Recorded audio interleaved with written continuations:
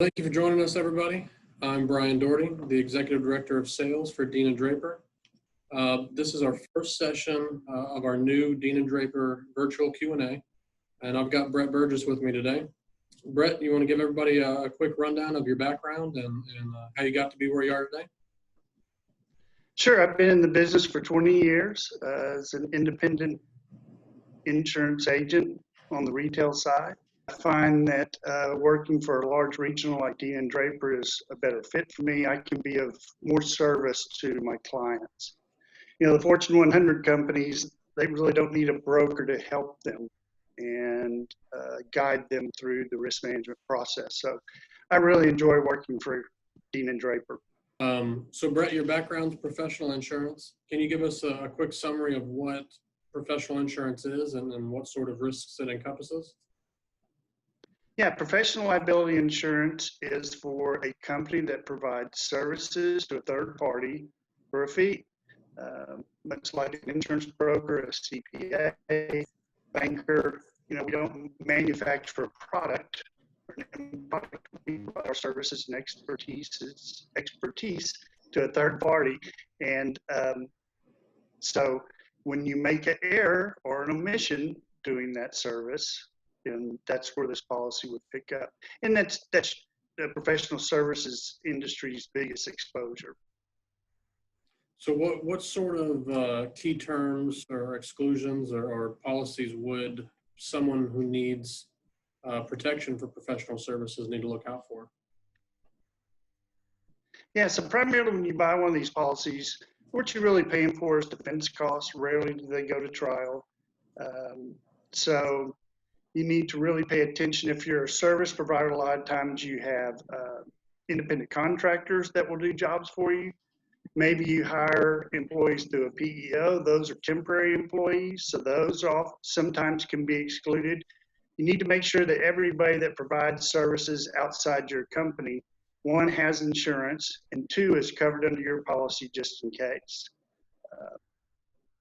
And the other thing I would mention is that not every category of service fits into a specific professional liability policy. So when that happens, they have what's called a miscellaneous professional liability policy. And in that policy, the policy will only cover what is listed as the definition of a miscellaneous professional liability. So let's say, for instance, you're a surveying company that only does residential. If you get outside that box and do a commercial job and there's an issue, no coverage. So you really need to pay attention to that definition if you have a miscellaneous professional liability policy. Okay. And sometimes, you know, unfortunately, a claims example really drives home, you know, what a policy does. Do you have any interesting claims examples you could share? Yeah, so I had a company that was a service provider in the residential homeowners or home builders. And so what happened was this company made a mistake.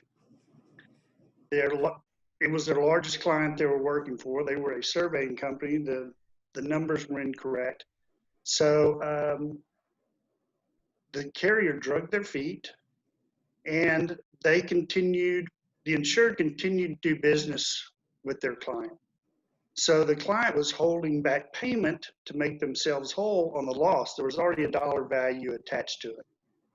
So because it took the carrier so long to respond, once they got truly involved with the claim, the insured's client had already made themselves whole. Well, these policies are designed to pay a third party. So they couldn't come back and pay the insured. They had to try to find a way to move that money back and get the third party paid. So it's a bit unique. You really need to, once you get a claim turned in, you really need to make sure you stay on top of it. I know we see, you know, we've got the Home Depot breach on the news. We've got a bunch of Fortune 100 companies that we see have cyber exposure. But I hear quite a bit that, you know, we're not big enough to really have that sort of exposure. We don't need cyber insurance. What would you say to a smaller company who doesn't think they're big enough to have a cyber exposure? Well, they need to look at it again. Normally, these small to mid-sized company systems aren't as sophisticated as the larger corporations. So therefore, they're easier targets for the hackers.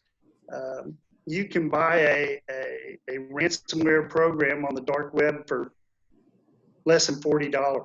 So almost anybody can jump in the game and just start wreaking havoc. So uh, it's definitely something that should be on the radar for any size company, whether you're small, you're 5 men, or you're 5,000 people. Um, it doesn't really matter, and it can be expensive, depending on the number of records that you have in your care custody and control. Is there any last bits of wisdom you want to leave everybody with in terms of, well, maybe if someone's thinking they need professional insurance, and I'm not sure they have professional insurance, what should they be on the lookout for to kind of give them a red flag? Well, you need to think about, do I have an end product or do I provide a service? And sometimes it can kind of get blended. You could be a company that manufactures your own product, and as part of that manufacturing process, you go through an R&D phase. But there may be times where maybe you just design something for a third party, but you don't really think about it because you're used to designing that particular type of product all the time. So, you really need to sit down and with your insurance professional, go through exactly what you do and let them help you decide if you have a professional liability exposure or not.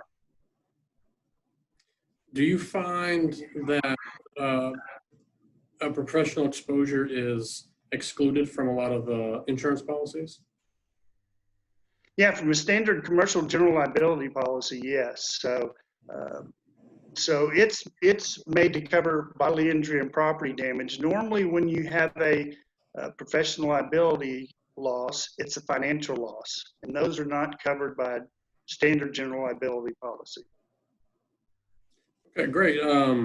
I think there's plenty for us to circle back on and maybe have another one or two of these sessions on maybe even cyber specifically. But for the meantime, thank you for joining me, Brett, and I appreciate you being part of it. Yeah.